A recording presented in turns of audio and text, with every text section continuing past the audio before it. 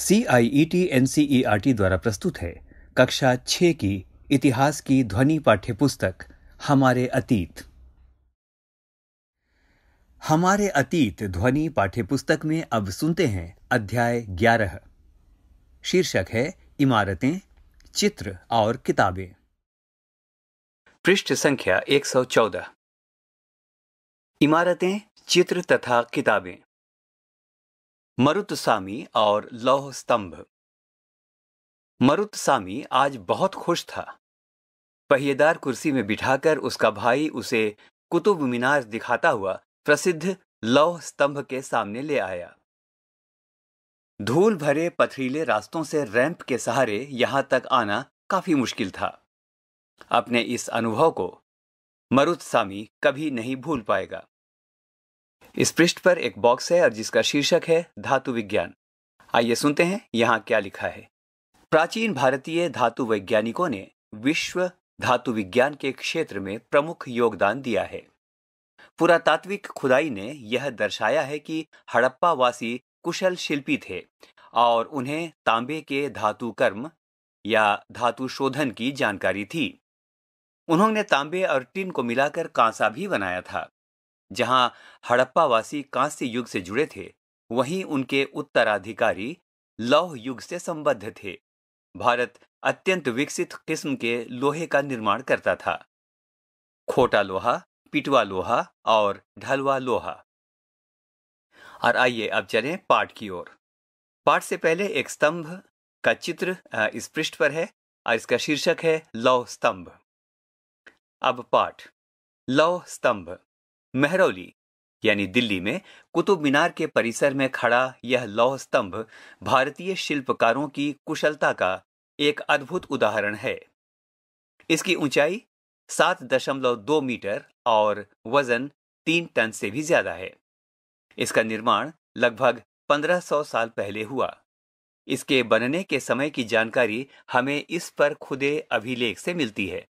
इसमें चंद्र नाम के एक शासक का जिक्र है जो संभवतः गुप्त वंश, जिसके बारे में अध्याय 10 में हमने पढ़ा, के थे। आश्चर्य की बात है कि इतने वर्षों के बाद भी इसमें जंग नहीं लगा है। ईंटों और पत्थरों की इमारतें। हमारे शिल्पकारों की कुशलता के नमूने स्तूपों जैसी कुछ इमारतों में देखने को मिलते हैं। स्तूप का शाब्दिक अर्थ टीला होता है। हालांकि स्तूप विभिन्न आकार के थे, कभी गोल या लंबे तो कभी छोटे या बड़े। उन सब में एक समानता है। प्रायः सभी स्तूपों के भीतर एक छोटा सा डिब्बा रखा रहता है। इन डिब्बों में बुद्ध या उसके अनुयायियों के शरीर के अवशेष जैसे दांत, हड्डी या राख या उनके द्वारा प्रयुक्त कोई चीज या कोई कीमती पत्थर अथवा सिक्के रखे रहते हैं। पृष्ठ संख्या 115। इसे धातु मंजूषा कहते हैं। प्रारंभिक स्तूप धातु मंजूषा के ऊपर रखा मिट्टी का टीला होता था। बाद में टीले को ईंटों से ढक दिया गया और बाद के काल में उस गुंबद नुमा ढांचे को तराशे हुए पत्थरों से ढक दिया गया। प्रायः स्तूपों के चारों ओर परिक्रमा करने के लिए एक वृत्ताकार पथ बना होता था, जिसे प्रदक्षिणा पथ कहते हैं। इस रास्ते को रेलिंग से घेर दिया जाता था, जिसे वेदिका कहते हैं। वेदिका में प्रवेश द्वार बने होते थे। रेलिंग तथा तोरण प्रायः मूर्ति कला की सुंदर कलाकृतियों से सजे होते थे। मानचित्र 7 जो पृष्ठ संख्या 105 में मिलेगा, आप अमरावती ढूंढिए। यहां कभी एक भव्य स्तूप हुआ करता था। लगभग 2000 साल पहले इस स्तूप को सजाने के लिए शिलाओं पर चित्र उकेरे गए। कई बार पहाड़ियों को काटकर बनावटी गुफाएं बनाई जाती थीं। इस तरह की कई गुफाओं को मूर्तियों तथा चित्रों द्वारा सजाया जाता था। इस काल में कुछ आरंभिक हिंदू मंदिरों का निर्माण किया गया। इन मंदिरों में विष्णु, शिव तथा दुर्गा जैसे देवी देवताओं की पूजा होती थी। मंदिरों का सबसे महत्वपूर्ण भाग गर्भगृह होता था, जहां मुख्य देवी या देवता की मूर्ति को रखा जाता था। इसी स्थान पर पुरोहित धार्मिक अनुष्ठान करते थे और भक्त पूजा करते थे। अक्सर गर्भगृह को एक पवित्र स्थान के रूप में दिखाने के लिए भीतर गांव जैसे मंदिरों में उसके ऊपर काफी ऊंचाई तक निर्माण किया जाता था, जिसे शिखर कहते थे। पृष्ठ संख्या 115 पर 2 चित्र हैं, इनके बारे पहले सुन लें। इसके बाद हम पृष्ठ संख्या 116 में चलेंगे। यहाँ 2 चित्र हैं। एक चित्र में सांची के महान स्तूप का चित्र है और इसके बारे में इस प्रकार से लिखा है, सांची का महान स्तूप, मध्य प्रदेश। इस तरह के स्तूपों का निर्माण कई 100 सालों तक चलता रहा। इस स्तूप में ईंटों का प्रयोग संभवतः अशोक, जिसके बारे में तुमने अध्याय 7 में पढ़ा है, के जमाने का है, जबकि रेलिंग और प्रवेश द्वार बाद के शासकों के काल में जोड़े गए। इसी पृष्ठ में बाईं ओर अमरावती की एक शिल्पकृति है। इस चित्र को देखकर इसका वर्णन करो। पृष्ठ संख्या 116। सबसे पहले इस पृष्ठ पर 3 चित्र हैं, इनके बारे में पहले जानकारी हासिल करते हैं, फिर हम पाठ की ओर चलेंगे। इस पृष्ठ में बाईं ओर ऊपर एक चित्र है जिसके बारे में वर्णन इस प्रकार से है, उत्तर प्रदेश के भीतर गांव का एक आरंभिक मंदिर। यह लगभग 1500 साल पहले पकी ईंटों और पत्थरों से बनाया गया था। दाईं ओर ऊपर इस पृष्ठ में महाबलीपुरम के एकाश्मिक मंदिर का चित्र है। इनमें से प्रत्येक मंदिर एक ही विशाल पहाड़ी को तराशकर बनाया गया है, इसलिए इन्हें एकाश्म या मोनोलिथ कहा गया है। ईंटों से बनाए जाने वाले मंदिरों से यह बिल्कुल भिन्न होते थे। ईंट से बनी इमारतों में नीचे से ईंटों की एक एक तह जोड़ते हुए उसे ऊपर की ओर ले जाते हैं, जबकि चट्टान तराश कर बनाए जाने वाले मंदिरों को पत्थर काटने वाले ऊपर से नीचे के क्रम में बनाते हैं। इन मंदिरों को बनाते समय पत्थर काटने वालों को किन समस्याओं का सामना करना पड़ता होगा, इसकी एक सूची बनाओ। दाईं ओर एक चित्र और है और इसका वर्णन है एहोल का दुर्गा मंदिर। यह लगभग 1400 साल पहले बनाया गया था। अब आइए पाठ की ओर। पृष्ठ संख्या 116।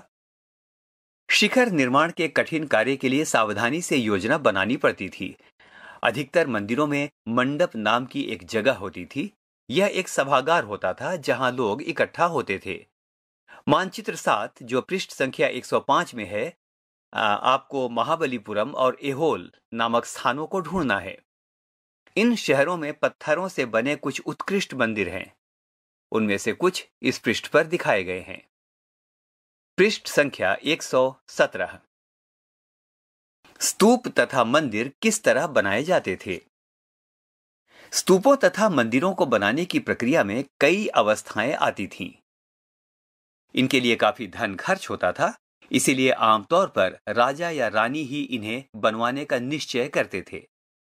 पहला काम अच्छे किस्म के पत्थर ढूंढकर शिलाखंडों को खोदकर निकालना होता था। फिर मंदिर या स्तूप के लिए सोच विचार कर तय किए गए स्थान पर शिलाखंडों को पहुंचाना होता था।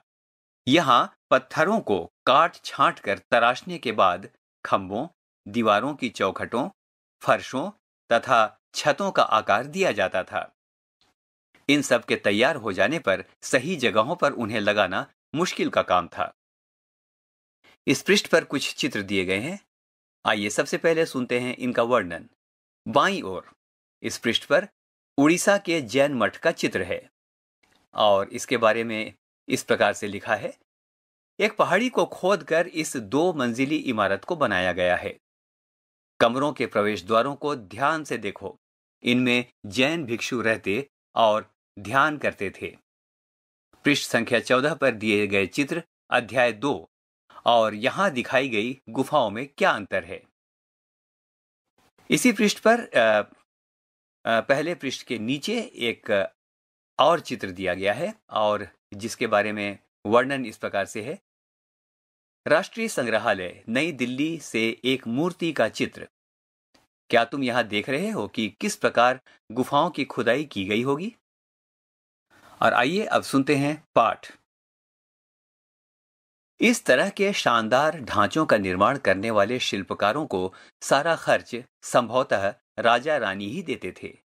इसके अतिरिक्त इन स्तूपों या मंदिरों में आने वाले भक्त जो उपहार अपने साथ लाते थे, उनसे इमारत की सजावट की जाती थी। जैसे हाथी दांत का काम करने वाले श्रमिकों के संघ ने सांची के एक अलंकृत प्रवेश द्वार या तोरण को बनाने का खर्च दिया था।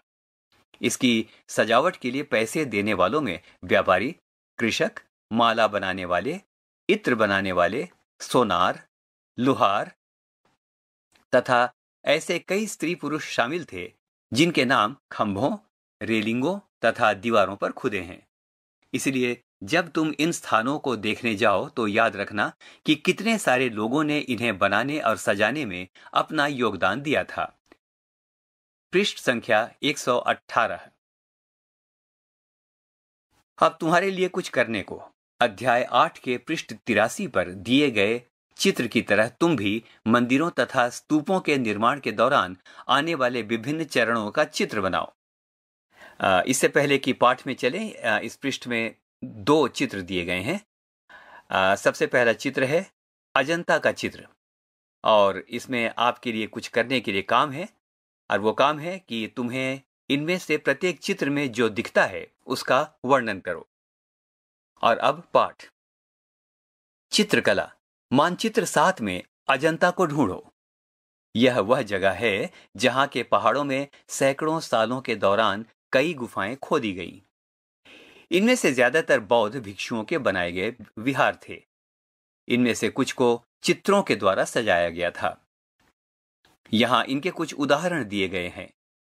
गुफाओं के अंदर अंधेरा होने की वजह से अधिकांश चित्र मशालों की रोशनी में बनाए जाते थे। इन चित्रों के रंग 1500 साल बाद भी चमकदार हैं। ये रंग पौधों तथा खनिजों से बनाए गए थे।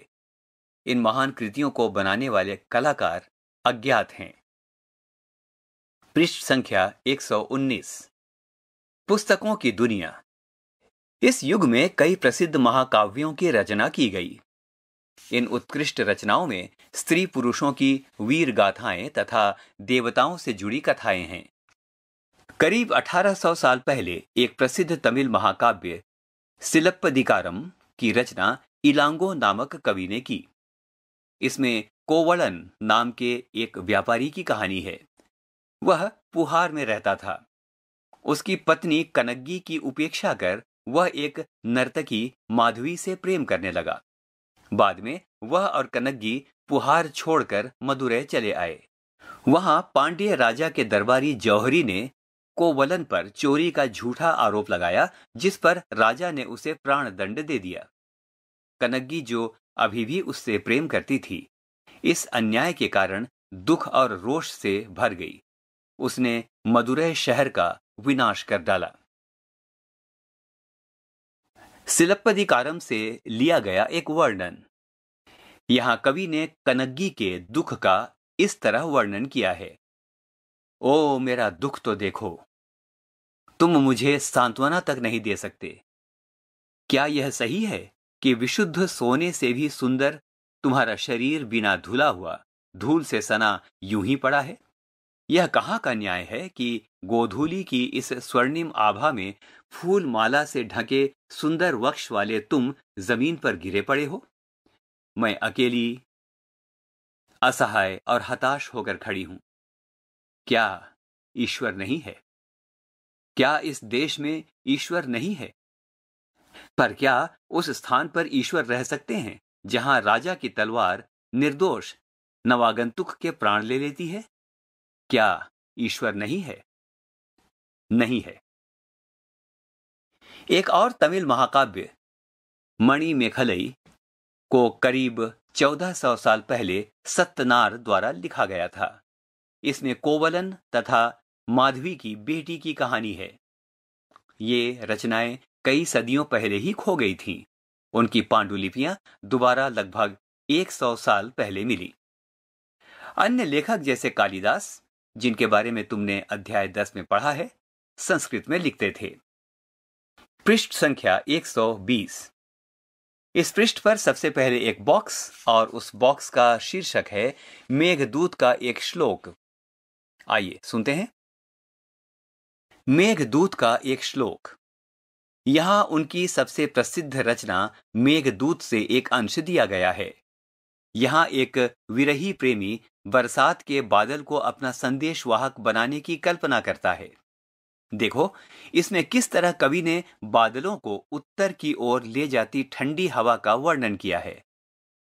वर्णन इस प्रकार से है: तुम्हारी बौछारों से मुलायम हो उठी मिट्टी की भीनी खुशबू से भरे, हाथियों की सांस में बसी, जंगली गूलर को पकाने वाली शीतल बयार तुम्हारे साथ धीरे धीरे बहेगी। क्या तुम्हें लगता है कि कालिदास को प्रकृति प्रेमी कहा जा सकता है? अब पाठ। पुरानी कहानियों का संकलन तथा संरक्षण। हिंदू धर्म से जुड़ी कई कहानियां जो बहुत पहले से प्रचलित थीं, इसी काल में लिखी गईं। इनमें पुराण भी शामिल हैं। पुराण का शाब्दिक अर्थ है प्राचीन। पुराणों में विष्णु, शिव, दुर्गा या पार्वती जैसे देवी देवताओं से जुड़ी कहानियां हैं। इनमें इन देवी देवताओं की पूजा की विधियां दी गई हैं। इसके अतिरिक्त इनमें संसार की सृष्टि तथा राजाओं के बारे में भी कहानियां हैं। अधिकतर पुराण सरल संस्कृत श्लोक में लिखे गए हैं, जिससे सब उन्हें सुन और समझ सकें। स्त्रियां तथा शूद्र, जिन्हें वेद पढ़ने की अनुमति नहीं थी, वे भी इसे सुन सकते थे। पुराणों का पाठ पुजारी मंदिरों में किया करते थे, जिसे लोग सुनने आते थे। दो संस्कृत महाकाव्य महाभारत और रामायण लंबे अरसे से लोकप्रिय रहे हैं। तुम में से भी कुछ बच्चे इन कहानियों से परिचित होंगे। पृष्ठ संख्या 121। महाभारत कौरवों और पांडवों के बीच युद्ध की कहानी है। इस युद्ध का उद्देश्य पुरु वंश की राजधानी हस्तिनापुर की गद्दी प्राप्त करना था। यह कहानी तो बहुत ही पुरानी है, पर आज इसे हम जिस रूप में जानते हैं, यह करीब 1500 साल पहले लिखी गई। माना जाता है कि पुराणों और महाभारत दोनों को ही व्यास नाम के ऋषि ने संकलित किया था। महाभारत में ही भगवत गीता भी है, जिसके बारे में तुमने अध्याय 9 में पढ़ा था। रामायण की कथा कोसल के राजकुमार राम के बारे में है। उनके पिता ने उन्हें वनवास दे दिया था। वन में उनकी पत्नी सीता का लंका के राजा रावण ने अपहरण कर लिया था। सीता को वापस पाने के लिए राम को लड़ाई लड़नी पड़ी। वे विजयी होकर कोसल की राजधानी अयोध्या लौटे। महाभारत की तरह ही रामायण भी एक प्राचीन कहानी है, जिसे बाद में लिखित रूप दिया गया। संस्कृत रामायण के लेखक वाल्मीकि माने जाते हैं। अब तुम्हारे लिए कुछ करने को। इस महाद्वीप के विभिन्न भागों में महाभारत और रामायण के भिन्न भिन्न रूपांतर लोकप्रिय हैं। इनके आधार पर नाटक, गीत और नृत्य परंपराएं भी उभरी। पता करो कि तुम्हारे राज्य में कौन सा रूपांतर प्रचलित है। अब पाठ। आम लोगों द्वारा कही जाने वाली कहानियां। आम लोग भी कहानियां कहते थे, कविताओं और गीतों की रचना करते थे, गाने गाते थे, नाचते थे और नाटकों को खेलते थे। इनमें से कुछ तो इस समय के आसपास जातक और पंचतंत्र की कहानियों के रूप में लिखकर सुरक्षित कर लिए गए। जातक कहानियां तो अक्सर स्तूपों की रेलिंगों तथा अजंता के चित्रों में दर्शाई जाती थी। इनमें से एक कहानी अगले पृष्ठ पर दी गई है। पृष्ठ संख्या 122। तो आइए सुनते हैं बॉक्स में दी गई ये कहानी, बंदर राजा की कहानी। एक समय बंदरों का एक महान राजा हुआ। वह हिमालय पर गंगा के किनारे अपने 80,000 अनुयायियों के साथ रहता था। इन सारे बंदरों को एक खास आम के पेड़ के फल बहुत प्रिय थे। ये आम बड़े मीठे होते थे। इतने स्वादिष्ट आम धरातल पर नहीं उगते थे। एक दिन एक पका हुआ आम गंगा नदी में गिरकर बहते बहते वाराणसी पहुंच गया। उस वक्त नदी में वहां का राजा नहा रहा था। उसे यह आम मिला। उसे चखकर वह हैरान रह गया। उसने अपने राज्य के जंगलों की देखभाल करने वालों से पूछा कि क्या वे इस आम के पेड़ को ढूंढ सकते हैं या नहीं। वे राजा को हिमालय की पहाड़ी पर ले गए। वहां पहुंचकर राजा तथा उसके दरबारियों ने खूब आम खाए। रात में राजा ने देखा कि बंदर भी पके आमों का मजा ले रहे हैं। राजा को यह बात बुरी लगी और उसने उन्हें मार डालने का फैसला किया। बंदरों के राजा ने अपनी प्रजा को बचाने की एक योजना बनाई। उसने आम के पेड़ की टहनियों को तोड़कर उन्हें आपस में बांधकर नदी पर एक पुल बनाया। इसके एक छोर को वह तब तक पकड़े रहा जब तक उसकी सारी प्रजा ने नदी को पार न कर लिया। पर इस प्रयास से वह इतना थक गया कि मरणासन्न होकर गिर पड़ा। राजा ने जब यह सब देखा तो उसने बंदर राजा को बचाने की बड़ी कोशिश की, पर सफल न हुआ। बंदर राजा की मृत्यु पर उसे शोक हुआ और राजा ने उसे पूरा सम्मान दिया। मध्य भारत में भरहुत के एक स्तूप से मिले एक पत्थर पर उकेरे गए चित्र में इसे दिखाया गया है। अब तुम्हारे लिए कुछ करने को, क्या तुम बता सकते हो कि इसमें कहानी का कौन सा हिस्सा दिखाया गया है? यह हिस्सा क्यों चुना गया होगा? ध्यान से इस चित्र को देखो। पृष्ठ संख्या 123। विज्ञान की पुस्तकें। इसी समय गणितज्ञ तथा खगोल शास्त्री आर्यभट्ट ने संस्कृत में आर्यभट्टीयम नामक पुस्तक लिखी। इसमें उन्होंने लिखा कि दिन और रात पृथ्वी के अपने धुरी पर चक्कर काटने की वजह से होते हैं, जबकि लगता है कि रोज सूर्य निकलता और डूबता है। उन्होंने ग्रहण के बारे में भी एक वैज्ञानिक तर्क दिया। उन्होंने वृत्त की परिधि को मापने की भी विधि ढूंढ निकाली, जो लगभग उतनी ही सही है जितनी की आज प्रयुक्त होने वाली विधि। वराहमिहिर, ब्रह्मगुप्त और भास्कराचार्य कुछ अन्य गणितज्ञ और खगोलवेत्ता थे जिन्होंने कई खोजें की। इनके बारे में और पता लगाएं। यहां 3 बॉक्स हैं और इन तीनों बॉक्सों में अलग अलग शीर्षक हैं। पहला शीर्षक है शून्य। आइए सुनते हैं। अंकों का प्रयोग पहले से होता रहा है, पर अब भारत के गणितज्ञों ने शून्य के लिए एक नए चिन्ह का आविष्कार किया। गिनती की यह पद्धति अरबों द्वारा अपनाई गई और तब यूरोप में भी फैल गई। आज भी यह पूरी दुनिया में प्रयोग की जाती है। रोम के निवासी शून्य का प्रयोग किए बगैर गिनती करते थे। उसके बारे में और भी अधिक जानकारी हासिल करने की कोशिश करो।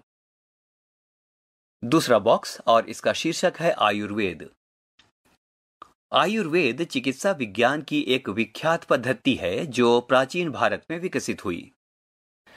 प्राचीन भारत में आयुर्वेद के 2 प्रसिद्ध चिकित्सक थे, चरक प्रथम द्वितीय शताब्दी ईस्वी और सुश्रुत जो 4वीं शताब्दी ईस्वी में हुए।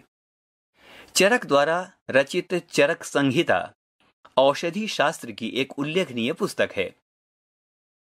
अपनी रचना सुश्रुत संहिता में सुश्रुत ने शल्य चिकित्सा की विधियों का विस्तृत वर्णन किया है।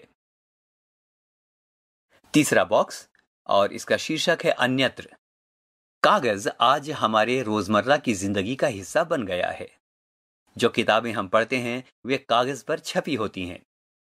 उसी तरह लिखने के लिए भी हम कागज का ही उपयोग करते हैं। कागज का आविष्कार करीब 1900 साल पहले काई लून नाम के व्यक्ति ने चीन में किया। उसने पौधों के रेशों, कपड़ों, रस्सियों और पेड़ की छालों को पीट कर लुगदी बनाकर उसे पानी में भिगो दिया। फिर उस लुगदी को दबाकर उसका पानी निचोड़ा और तब सुखाकर कागज बनाया। आज भी हाथ से कागज बनाने के लिए इसी विधि को अपनाया जाता है। कागज बनाने की तकनीक को सदियों तक गुप्त रखा गया। करीब 1400 साल पहले यह कोरिया तक पहुंची। इसके तुरंत बाद ही यह जापान तक फैल गई। करीब 1800 साल पहले यह बगदाद में पहुंची। फिर बगदाद से यह यूरोप, अफ्रीका और एशिया के अन्य भागों में मिली। इस उपमहाद्वीप में भी कागज की जानकारी बगदाद से ही आई। जरा सोचो, प्राचीन भारत की पांडुलिपियां किस चीज पर तैयार की जाती थीं? पृष्ठ संख्या 124। इस पृष्ठ में कुछ उपयोगी शब्द दिए गए हैं जिनका प्रयोग इस अध्याय में किया गया है। उपयोगी शब्द हैं स्तूप, मंदिर, चित्रकला, महाकाव्य, कहानी, पुराण, गणित, विज्ञान। इसी पृष्ठ में कुछ महत्वपूर्ण तिथियां भी दी गई हैं जिन तिथियों का वर्णन इस अध्याय में आया है। स्तूप निर्माण की शुरुआत 2300 साल पहले, अमरावती 2000 साल पहले, कालिदास 1600 साल पहले, लौह स्तंभ, भीतरगांव का मंदिर, अजंता की चित्रकारी, आर्यभट्ट 1500 साल पहले, दुर्गा मंदिर 1400 साल पहले। आओ याद करें। 1, यहां पर 2 कॉलम दिए गए हैं। पहले कॉलम में कुछ शब्द हैं और दूसरे कॉलम में उनका उपयोग दिया हुआ है। अब आपको कॉलम 1 और 2 का मिलान करना है। सबसे पहले कॉलम 1, स्तूप, शिखर, मंडप, गर्भगृह, प्रदक्षिणा पथ। और अब उनका उपयोग आपको इसके पहले कॉलम से मेल कराना है।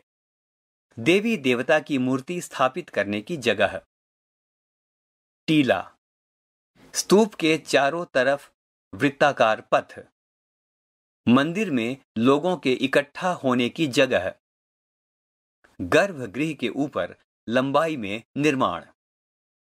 2, खाली जगहों को भरो। क, खाली स्थान, एक बड़े गणितज्ञ थे। ख, खाली स्थान में देवी देवताओं की कहानियां मिलती हैं। ग, खाली स्थान को संस्कृत रामायण का लेखक माना जाता है। घ, खाली स्थान और खाली स्थान 2 तमिल महाकाव्य हैं। पृष्ठ संख्या 125। आओ चर्चा करें। 3, धातुओं के प्रयोग पर जिन अध्यायों में चर्चा हुई है उनकी सूची बनाओ। धातु से बनी किन किन चीजों के बारे में चर्चा हुई है या उन्हें दिखाया गया है। 4, पृष्ठ संख्या 122 पर लिखी कहानी को पढ़ो। जिन राजाओं के बारे में तुमने अध्याय 5 और 10 में पढ़ा है उनसे यह बंदर राजा कैसे भिन्न या समान था। 5, और भी जानकारी इकट्ठी कर किसी महाकाव्य से एक कहानी सुनाओ। आओ करके देखें। 6, इमारतों तथा स्मारकों को अन्य प्रकार से सक्षम व्यक्तियों या विकलांग के लिए और अधिक प्रवेश योग्य कैसे बनाया जाए, इसके लिए सुझावों की एक सूची बनाओ। 7, कागज के अधिक से अधिक उपयोगों की एक सूची बनाओ। 8, इस अध्याय में बताए गए स्थानों में से तुम्हें किसी एक को देखने का मौका मिले तो तुम किसे चुनोगे और क्यों। पृष्ठ संख्या 126। तिथियों पर एक नजर। इस पूरी पुस्तक में हमने 2000 को शुरुआती बिंदु के रूप में रखकर घटनाओं या प्रक्रियाओं के होने की अनुमानित तिथियों की जानकारी दी है, पर अन्य पुस्तकें जो तुम पढ़ते होगे उनमें तिथियां अलग तरह से लिखी होंगी। इस पुस्तक में इन तिथियों के पहले करीब या लगभग लिखा गया है, जैसे कि पूरा पाषाण युग अध्याय 2 के लिए तिथियां लाखों वर्ष पहले के रूप में लिखी गई हैं। मेहरगढ़ अध्याय 2 में कृषि तथा पशुपालन की शुरुआत की तिथि लगभग 6000 ईस्वी पूर्व दी गई है। हड़प्पा के नगरों का विकास लगभग 2700 से 1900 ईसा पूर्व के बीच दी गई है। ऋग्वेद की रचना का काल लगभग 1500 से 1000 ईसा पूर्व के बीच दिया गया है। महाजनपदों तथा गंगा के मैदानी इलाकों में नगरों का विकास तथा उपनिषद जैन धर्म तथा बौद्ध धर्म से जुड़े विचारों का उदय लगभग 500 ईस्वी पूर्व। पश्चिमोत्तर में सिकंदर का आक्रमण लगभग 327 से 325 ईस्वी पूर्व। चंद्रगुप्त मौर्य का राजा बनना लगभग 321 ईस्वी पूर्व। अशोक का शासनकाल लगभग 2072 से 2068 ईस्वी पूर्व से 2031 ईस्वी पूर्व के बीच। संगम साहित्य की रचना लगभग 300 ईस्वी पूर्व से 300 ईस्वी। कनिष्क का शासन लगभग 78 से 100 ईस्वी। गुप्त साम्राज्य की स्थापना लगभग 320 ईस्वी। वल्लभी की परिषद में जैन साहित्य का संकलन लगभग 512 से 521 ईस्वी। हर्षवर्धन का शासन 606 से 647 ईस्वी। चीनी यात्री श्वेन त्सांग का भारत आगमन 630 से 643 ईस्वी। पुलकेशिन द्वितीय का शासन 609 से 642 ईस्वी। कुछ घटनाओं के लिए, जैसे कि अशोक के शासन की शुरुआत की तिथि के रूप में, तुम्हें एक से अधिक तिथियां देखने को मिल सकती हैं। ऐसा इसलिए है कि इतिहासकार इस बात पर एक मत नहीं हो पाए हैं कि सही तिथि क्या है। प्रश्नवाचक चिन्ह के साथ दी गई तिथियां इस बात का संकेत करती हैं कि यह तिथियां निश्चित नहीं हैं।